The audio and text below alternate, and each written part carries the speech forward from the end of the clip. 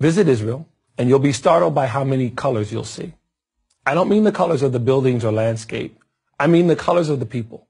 Black, white, olive, brown, and everything in between. Israel is a true United Nations. That's because Israel is a nation of refugees from everywhere.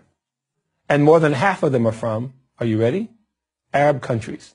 Over 850,000 Jews were expelled or fled from the Middle East and North Africa following the Arab countries' attack on Israel when it gained its independence in 1948. For over 2,000 years, these Jews had lived in the Arab countries of Morocco, Algeria, Tunisia, Libya, Egypt, Yemen, Syria, Lebanon, and Iraq, and in the Muslim but non-Arab countries such as Turkey and Iran. Today, they form over half of Israel's Jewish population. Many of these Jews from Middle Eastern lands look, well, just like other people from Middle Eastern lands, of darker complexion with dark hair. Other Jews migrated from North Africa. So why is their story so unfamiliar to most people? The most important reason is that they didn't remain refugees for long. But refugees they most certainly were. The vast majority forced to leave their homes, possessions, and businesses behind. In other words, they came to Israel with nothing. Some 650,000 of the Jews forced to flee North Africa and the Middle East became citizens of Israel. The other 200,000 fled to the United States and other Western countries. To give you an idea of how few Jews remain in Arab countries, consider these numbers. There were 150,000 Jews in Iraq in 1948. Today, there are less than 10. There were 140,000 Jews in Algeria. Today, there are less than 50. There were 75,000 Jews in Egypt. Today, less than 20. The pattern is the same across North Africa and the Middle East.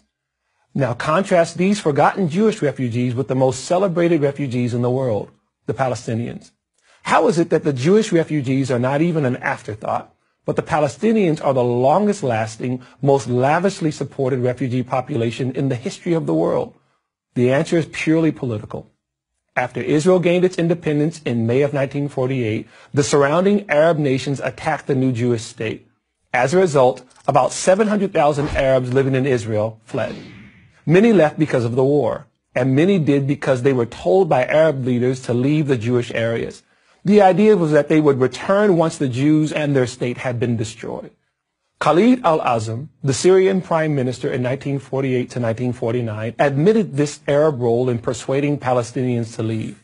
In his memoirs, he wrote, "Since 1948, we have been demanding the return of the refugees to their homes, but we ourselves are the ones who encouraged them to leave."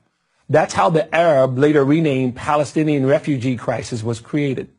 In 1949, the United Nations formed UNRWA, the United Nations Relief and Works Agency for the Palestinian refugees, the largest and only long-term UN agency that was ever formed to deal with just one group of refugees. 70 years later, it still exists and still calls the Palestinians and their children and their grandchildren refugees.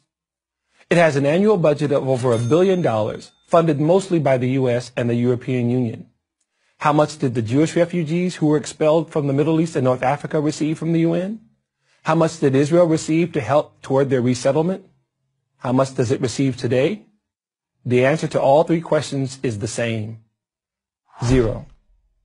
So the next time you hear someone talk about the Palestinian refugees, ask them why they never talk about the Jewish refugees. And the next time you hear people talk about Israel being settled by Europeans, ask them if they've ever seen an actual picture of Israelis in color. I'm Dumisani Washington of Christians United for Israel for Prager University.